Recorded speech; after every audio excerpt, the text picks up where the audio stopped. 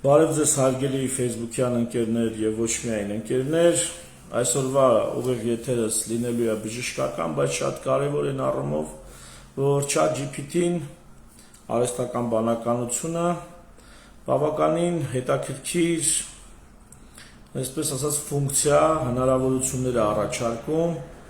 թե մեզ բժիշկներից, թե պացիենտներին։ Ուրեմն ChatGPT-ից օգտվում եմ մի քանի ամիս կամ չգիտեմ ինչքան, ահագին, անցած տարվանից օգտվում եմ։ Սկզբնական շրջանում, երբ որ ChatGPT-ին բժշկական հարցեր էի տալիս, բավականին վատ էր պատասխանում, այսինքն ընդհանուր գծերով, սենց ընդհանուր նկարագրական պատասխան էր տալիս, բուժումներ իհարկե չէր նշանակում, հետազոտություններ չէր նշանակում, շատ ընդհանուր գծերով պատասխան էր տալիս։ Հիմա արդեն վերջի մի քանի շաբաթը, ուրեմն վերջին մի քանի շաբաթը մանրամասն ուսումնասիրում եմ, փորձարկում եմ, ընդհանուր մինչև մի օր պացիենտների պատմությունը տալիս էի ChatGPT-ին, այսինքն պացիենտը պատմում է, իհարկե պացիենտի համաձայնությամբ։ Պացիենտը պատմում է իր գանգատները կոնսուլտացիայի ժամանակ, ես դրանք տալիս եմ ChatGPT-ին։ Անալիզներ ունի որոշակի հանձնած, այդ անալիզների արդյունքներն եմ տալի ChatGPT-ին։ Ու արդյունքում ինչ է լինում, ինքը պատասխանում է շատ ավելի, այսպես խորը, շատ ավելի բազմակողմանի, քան միջին վիճակագրական բժիշկը։ Միջինից լավ։ Սա պացիենտների համար։ Ընդհանուր մինչև բուժումներ է գրում, ինչը խորհուրդ չեմ տալիս, որ պացիենտները անեն։ Մի խոսքով, տանը նստած կարող եք այնպիսի կոնսուլտացիա ստանալ ChatGPT-ից, որպեսզի միջին վիճակագրական հայաստանյան բժիշկը ձեզ չի կարա տա, ունակ չի տա, այդքան գիտելիք չունի, որ տա։ Իսկ եթե դա ինչ-որ խնդրահարույց իրավիճակ է, առավել ևս այդ խնդրահարույց իրավիճակին, բանականին զգուշությամբ, հիվանդանոցային բուժումը հիվանդանոցայինի տեղում է նշում, ամբուլատոր բուժումը ամբուլատոր տեղում է նշում, այսինքն ոչ թե ասում է այս դեղերը վերցրախմի, այլ ասում է այսպես վիճակում, այսպիսի վիճակում պետքա հիվանդանոցում բուժումը ստանաք, այսպիսի վիճակում նեղ մասնագետի մոտ, այսպիսի վիճակում թերապևտի մոտ կամ ընտանեկան բժշկի մոտ։ Այսինքն մանրամասն հարցերին պատասխանում է եւ հնարավոր դիագնոզներն է տալիս, հնարավոր խնդիրներն է տալիս։ Մի խոսքով, առաջին քայլ որպես տեղեկացված լինելու համար, այն որ մենք հիմնականում ինչ էինք անում, օրինակ կոնսուլտանտներ բժշկական խումբ ենք ձևավորել տարիներ առաջ ընկերներով, շատ տարիներ առաջ, կոնսուլտանտներ խումբն էինք ձևավորել, որտեղ օնլայն կոնսուլտացիաներ էինք տալիս ընդհանուր գծերով։ Ահա դրանից 10 անգամ ավելի լավ այսօր ChatGPT-ն անում է։ Այսինքն խմբերում գրելու համար ինձ այսպիսի բժիշկ կա պետք մի հատ այս հարցին պատասխանի, դրա փոխարեն կարող եք տալ ChatGPT-ին եւ ինքը ձեզ ամբողջությամբ կպատասխանի։ Մի հատ ուրիշ պահ, անալիզների թղթեր կան, ինձ հատկապես այս հարցով շատ են զզվացրել, երբ որ մի հատ անալիզի թուղթ է ուղարկում, բայց սա ինչ է նշանակում։ Որպես բժիշկ հասկանում ես, որ թղթով չես կարող բացատրել, միջև պացիենտի չլսես գանգատները, դրանց տևողությունը, դրանց ռիթմը, դրանց արտահայտվածության աստիճանը, չգիտեմ, այլ ինչ որ ուղեկցող տվյալներ, ինչպիսիք է, չգիտեմ, այդ մարդու մասնագիտությունը, կլիմական պայմանները, որտեղ ինքն է ապրում։ Մի խոսքով, միայն թղթով չես կարողանում անալիզի պատասխանով նորմալ մարդուն պատասխան տաս, բայց ChatGPT-ին այս գործը շատ սահմանափակ, շատ կոռեկտ, հանգիստ տալիս է ու դուք բոլոր նրանք, ովքեր բժիշկ են ման գալի, այս թուղթը նայի ինչ է նշանակում, այդ թուղթը սկրին եք անում, ChatGPT-ին դնում եք, ուղարկում եք, ChatGPT-ին ձեզ պատասխանում է։ Որ այս անալիզներում շեղված է այսինչ բանը, դա նշանակում է այսինչ, կարելի է այսինչ քայլերը փորձել։ Դիմել ես ինչ բժշկին կամ այն ինչ բժշկին։ Հիմնավոր, մանրակրկիտ ու կոռեկտ ու շատ զգուշավոր։ Այս պացիենտների համար, բժիշկների համար, հարգելի գոլեգաներ, Փորձեք այսօրվանից հենց հիմա կարաք փորձեք ցանկացած կլինիկական իրավիճակ նկարագրեք, ցանկացած բարդագույն կլինիկական իրավիճակ, ավելի լավ կոնսուլտացիա ձեզ համար չի անի, քան միջին վիճակագրական ձեր գոլեգան։ Անալիզներով, դեղերով, դոզաներով, օրերով, ժամկետներով, նույնիսկ ամեն անգամ վերջում գրում ասում ուզում ես մի հատ ամբողջական կարգը տամ, թե որ ժամերին պացիենտը ինչ պիտի խմի կամ ինչ պիտի անի, կամ ինչ անալիզներ պետք է հանձնի եւ ինչպիսի արդյունքների դեպքում դեպի որ կողմ շարունակեք։ Հələ փորձարկեք։ ChatGPT պես կոնսուլտանտ, հարգելի գոլեգա, Google-ը այդ մոդ չի կանգնում անգամ։ Սա ընդհանուր տեղեկություն որպես անպայման փորձարկեք։ Այսօր արդեն ChatGPT-ն լիարժեք գործիք է։ Խնդիրների մասին, որ առաջացնում է, սկսեմ բժիշկներին ասել։ Ուրեմն խափում է, այսինքն ունի ստի տեղ։ Եթե մի տեղ ինչ որ սիտուացիայում չի հասկանում, չի ասում չգիտեմ։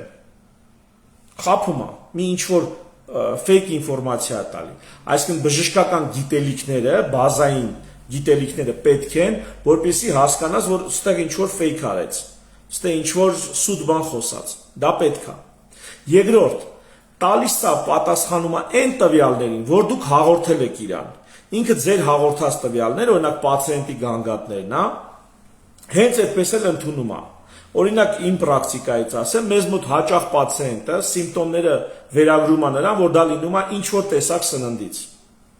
Ասենք ասում է, չգիտեմ, ելակից հետո ունում է այսինչ սիմպտոմը։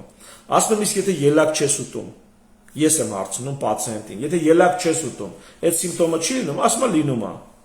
Պարզվում է, որ ելակից չի։ Բայց մինչև այդ իմ կրիտիկական քննադատական հարցը, ստուգիչ հարցը, ինքը համոզված է, որ դա ելակից է։ Ինչի, որովհետև 2 օր առաջ կամ մի շաբաթ առաջ դա եղել է ելակից։ Այն մյուս օրը լինում է ձվածեղից, ասում է դա լինում է ձվից։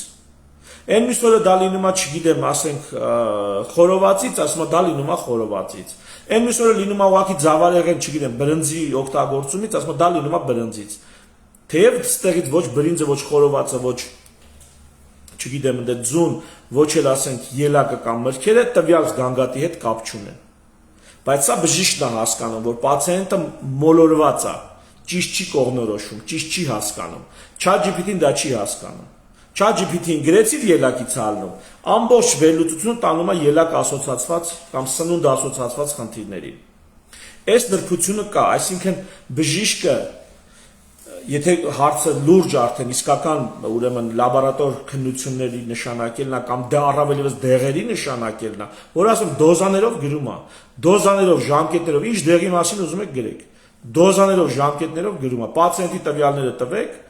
բայց օրինակ ալերգիկ անամնեզ չի հավաքում, չի հարցնում, այդ պացիենտը ալերգիա ունի թե չունի այդ դեղից։ Սենց նրբություններ կան, որոնք կարան իհարկե այսպես եթե լիովին պացիենտը փոխի ChatGPT-ով փոխարինել բժշկին, կարա գլուխը ուտի, բայց դա արդեն իր խնդրեմն է։ Դա արդեն իր պատասխանատվությունն է։ Թող այնքան հասուն լինի, որ չի այնուամենայնիվ այդ տեղեկացված դինելուց հետո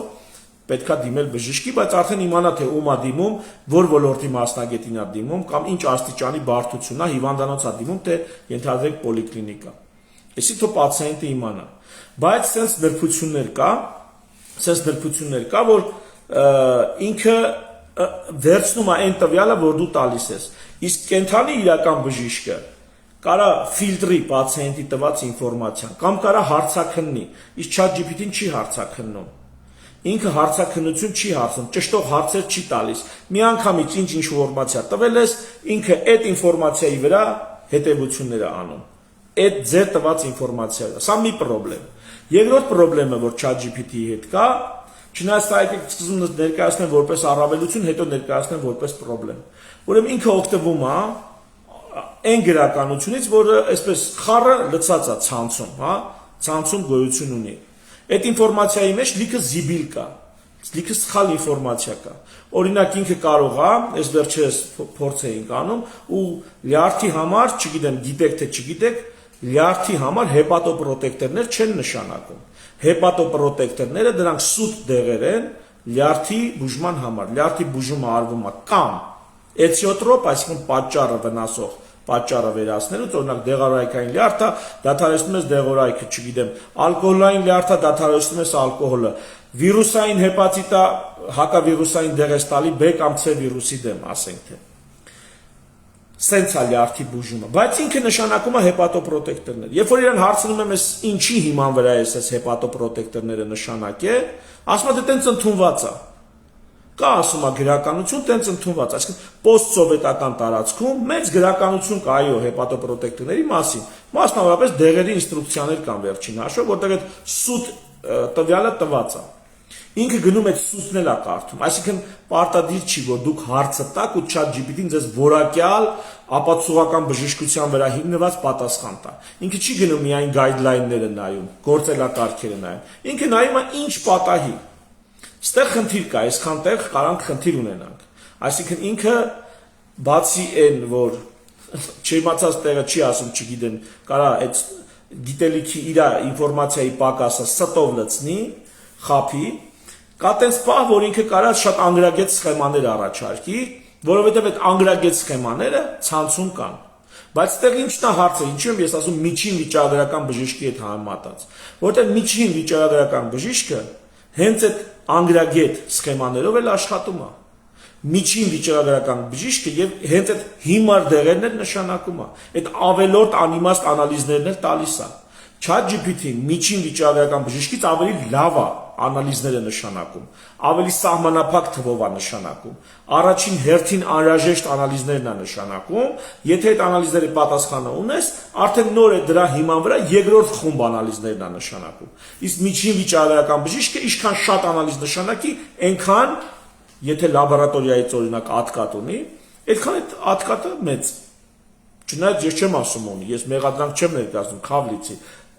Այդպես հորատես բանը ենթադրություն եմ անում։ Հիմա նայեք, այս էլ մյուս խնդիրը, որ ինքը կարա առաջարկի պոստսովետական տարածքում եղած անգրագետ գրականության հիման վրա ուղղություն, որը արդեն պրոբլեմ է։ Դրա համար այնուամենայնիվ բժիշկը պիտի բազային տվյալ ունենա։ Ես այտենց հարց եղավ, ինքը մի հատ այտենց անհիմն դեղեր նշանակի, անհիմն նշանակումներ առաջարկի, ասեցի բեր մի ուղեցույց, որտեղ էդի գրած է։ Ինքը ինձ բերում է 2018 թվականի երկու ուղեցույց, իբրև այդ երկու ուղեցույցում գրած է։ Նայ դրա խափելու աստիճանը։ Հələ դուք տեսեք ինչ աստիճան է խափում։ Երկու ուղեցույց է տալի 2018 թվականից, բանը Եվրոպական ասոցիացիայի ուղեցույցներից է։ Ասում է, ահա, այս երկու ուղեցույցում գրած է։ Ասում եմ անհնար է տենց բան գրած է, ասում է գրած է։ Ասում եմ ցույց տուր որտեղ է գրած, իբր հղում է տալի, իբր թե հղում է տալի։ Գնում եմ, բացում եմ այդ ուղեցույցները, ծայրից ծայր ուսումնասիրում եմ, այտենց բան չկա։ Իրան գրում եմ, ես էսի ուսումնասիրեցի, ինձ ասա որտեղ է այդ կոնկրետ որտեղ է դրա մասին գրած։ Ես ուսումնասիրեցի, չեմ գտնում։ Ասում է կներես, դու ճիշտ ես, այտենց բան այդտեղ գրած չի։ Այսինքն ոչ թե առաջին իսկ հարցի դեպքում իր սխալ ուղղումը, իր պատմած սուտը ճշտում է, չէ։ Մի քանի փուլով կարա ինքը իր սուտը պնդի։ Մինչև դու տեսնում ես, որ մինչև վերջ ապացուցում ես, որ սուտ ես ասում, նոր խոստովանում է, որ հակներ ես, սխալվեցի, բայց ասում է տենց ընդունված է։ Մի խոսքով տեսեք ստեղ հիմա ինչ եզրակացության եմ գալի։ Այսօր ChatGPT-ն իհարկե այս խնդիրներով հանդերձ կրկնում եմ հայաստանյան իրականությունում միջին վիճակագրական բժշկից ավելի լավն է։ Թե իր սխալներով, թե իր ստերով, թե իր հորինածով, թե իր գլխառադարածով, միջին վիճակագրականից լավն է։ Այդ իմ պատկերացումներով, որ ինձ ասես մի հատ ստատիստիկա ցույց տուր, որ այդ ստատիստիկայի հիման վրա ես համոզվեմ, հայք, չէ, դա իմ պատկեր, իմ սուբյեկտիվ ստատիստիկան է, այս էլ ասեմ։ Թող ոչ ոք իզնից չնեղանա։ Բայց նույնիսկ այդ միջին վիճակագրական բժիշկը օգտվելով ChatGPT-ից կարա իր պրոֆեսիոնալիզմը կտրուկ բարձրացնի։ Ու ես չգիտեմ, մի բան պետք է անենք, որ սա ամոթ բան չլինի։ Պացիենտը եկավ, կարելի է համակարգչի վրա իդեպ օգտագործում եմ անվճար վերսիան առանց գրանցվելու։ Առանց գրանցվելու անվճար վերսիայով Ընդեղ կարող է ինչ-որ մի պահ ասի ձեր լիմիտը սպառվեց, շարունակեք հարցերը տալ, ինքը գրում է լիմիտը սպառվեց, բայց զրույցը չի ընդհատում։ Ուրեմն տալիս եք, ժողովուրդ, Չեք պատկերացնում ինչ աստիճանի է որակը բարձրացնում կոնսուլտացիայի, մանավանդ խնդրահարույց դեպքերում։ Օրինակ Միհրանը գրել է դասակարգին գործիք է, շատ լավ գործիք է Միհրան, բայց պատկերացնեմ մի հատ սիտուացիա է, որ ասենք հիմա դու արիթմոլոգիայում, կարդիոլոգիայում ես աշխատում, պատկերացնեմ ինչ որ իմունոլոգիական հարց է պետք քեզ այդ պահին։ Իմունոլոգիական այնպես կոնսուլտացիա կանի, որ միգուցե այդպես կոնսուլտացիա քո համար ապահովի այն իմունոլոգիայի լավագույնները։ Այդ ձև կոնսուլտացիա կարողանան ապահովել։ Ու ի դեպ օրվա ժամից կախված չի, գոլեգային զանգելու քնից հանելու խնդիր չկա, կամ չգիտեմ, երկրում բացակայում է գոլեգան, բոլորս էլ ունենք գոլեգաներ, ընկերներ, որոնց դիմում ենք, ասենք տարբեր կոնսուլտացիաներ, օրինակ ռևմատոլոգիայում դիմում ենք SS մարդկանց, չգիտեմ, ինչ ասեմ, ալերգոլոգիայում դիմում ենք SS մարդկանց, դա բոլորիս մոտ էլ կա, բայց այդ գոլեգաներին դիմելու սահմանափակումներ կա, թե օրվա ժամի հետ կապված, նրանք կոնֆերանսի են գնացել, երկրում չեն դրա հետ կապված։ Համենայն դեպս մանավանդ բժիշկների ձեռքին սա հոյակապ գործիք կարա լինի, որտեղ բժիշկները կարան իրան տան այն ինֆորմացիան, որը իսկական է, մոլորված ինֆորմացիա չի։ Հիվանդի տարիքի հետ կապված, սիմպտոմների հետ կապված, տարած վիրահատությունների եւ բուժումների հետ կապված, ուղղակի առաջարկում եմ փորձեք։ Եվ ամենակարևորը, փորձեք։ Եվ ամենակարևորը, սա դեռ սկիզբն է։ Սա դեռ սկիզբն է։ Ես նախկինում ունեցել եմ ծրագրի, օրինակ ինչպես անել, որ մեր առաջնային օղակը, բուժօգնության, պոլիկլինիկաները, ամբուլատորիաները, ինչպես անել, որ կտրուկ բարձր մակարդակի ապահովել, ծրագիր ունեցել եմ։ Հիմա այդ իմ ծրագիրը արդեն գլխիվայր շուռա եկե։ Ինչի, որտեղ դրա կարիքը չկա։ Լավագույն մասնագետներին մոբիլիզացնելու կարիքը չկա։ Կա ChatGPT, որը սովորական բժշկական կրթություն ունեցող, մի քիչ էլ փորձառություն ունեցող մասնագետին դարձնում է բավականին գիտելիքներով բավականին լավ զինված։ Եվ մի կարևոր բան էլ այս ChatGPT դարը գոնե հիմա ինչ որ կա։ Ինչն է դարձնում անփոխարինելի ու բժշկական որ հմտությունն է դարձնում անփոխարինելի։ Տեսեք, այլևս պետք չի այդ բոլոր դեղերը դոզաներով, ժամկետներով անգիր իմանալ։ Ինքը դրա մասին ձեզ կասի։ Նույնիսկ անալիզները եւ այլն պետք չի անգիր իմանալ այդ ամբողջ ծավալը։ Բայց պարտադիր է ունենալ հիվանդի հետ զրուցելու եւ ինֆորմացիա կորզելու, հավաքելու, ճիշտ ինֆորմացիա, անհրաժեշտ ինֆորմացիա հավաքելու հմտությունը, այսինքն անամնեզ հավաքելը։ Կոպիտ ասած, ChatGPT-ով աշխատող բժիշկի համար ամենակարևոր բանը դա ճիշտ ինֆորմացիա հավաքելն է։ Անհրաժեշտ ճիշտ ինֆորմացիան հավաքելն է։ Սա ամենակարևոր բանն է լինում բժշկի հմտություններից։ Եվ այս ճիշտ ինֆորմացիան, եթե դու տալիս ես արդեն արհեստական բանականությանը, ինքը քեզ բավականին որակյալ պատասխաններ է տալիս։ Ընդհուպ միջև կրկնում եմ դեղերի դոզաներն ու ժամկետները։ Մյուս կարևոր բանը էլի բժիշկների համար։ Ես հասկանում եմ, որ պացիենտներին, երբ որ ոգևորում եմ, ասում եմ սկսել ChatGPT-ով, վաղը ձեզ մոտ եւ ինձ մոտ գալու են պացիենտներ, միգուցե որոշակի հարցեր, առանց նրբություններ ինձանից կամ ձեզանից լավ իմանալով, արդեն ChatGPT-ի հետ խոսալով։ Էսի արդեն այն չի էլի, որ գնան իրանք ինտերնետներում ինչ որ դերվիշներից բաներ հարցնեն։ Ստեղ արդեն բավականին հիմնավորված ինֆորմացիա է։ Բայց ոչինչ։ Եթե մենք էլ եւ բժիշկները եւ պացիենտները ChatGPT-ից օգտվելով արհեստական բանականություն օգտվելով իրենց ընդհանուր պատկերացումներն ու գիտելիքները բարձրացնում են, դա բերում է առհասարակ կրթված հասարակություն, կրթված պացիենտներ եւ կրթված բժիշկ, արհեստական բանականության գործիքով զինված բժիշկ։ Սա ընդհանուր սկզբում կլինի ինչ որ անհարմարություններ։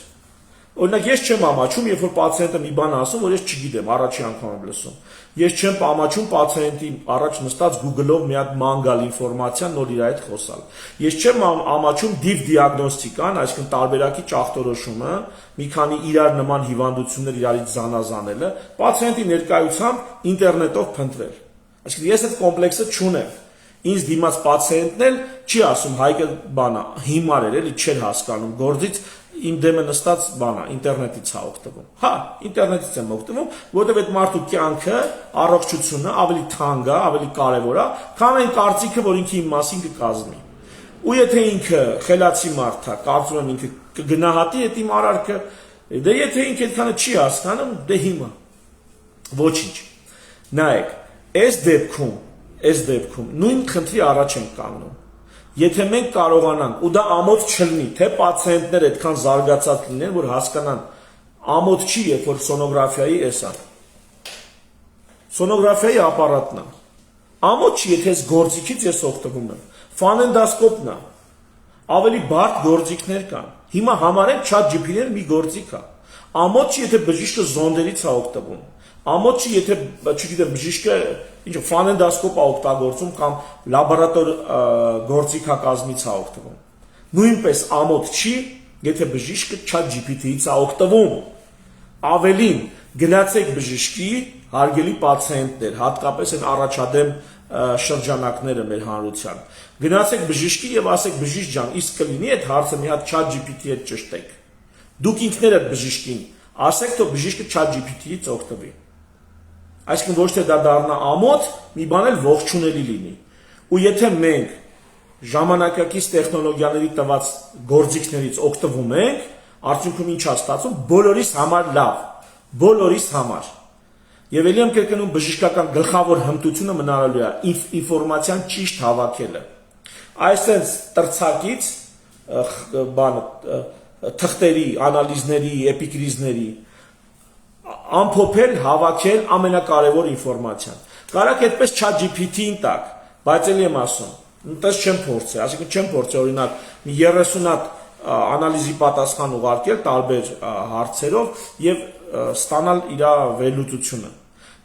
Չեմ էլ վստահի, եթե անկեղծ ասեմ, այդ աստիճան բարդ գործ չեմ վստահի։ Փոքր, հստակ ձևակերպված խնդրի լուծում կարելի է վստահել։ Կասկածում եք, հարց չկա, մի հատ էլ իր տված ինֆորմացիան ստուգեք Google-ով search արեք, ինչ որ ուղեցույցով կամ ինչ որ բժշկական մասնագիտական արդեն օրինակ Medscape-ից եմ ես օգտվում, չգիտեմ, up-to-date կա վճարով է, ես Medscape-ից եմ օգտվում։ Medscape-ով կարաք մի հատ գնաք, էդի պարզեք։ Ուղեցույցերով, գայդլայներով կարաք գնաք մի հատ պարզեք, էդի տենցա թե չէ։ Եթե կասկածում եք, այսինքն այնուամենայնիվ կարելի է ստուգել, կրկնակի ստուգման ենթարկել եւ այլն։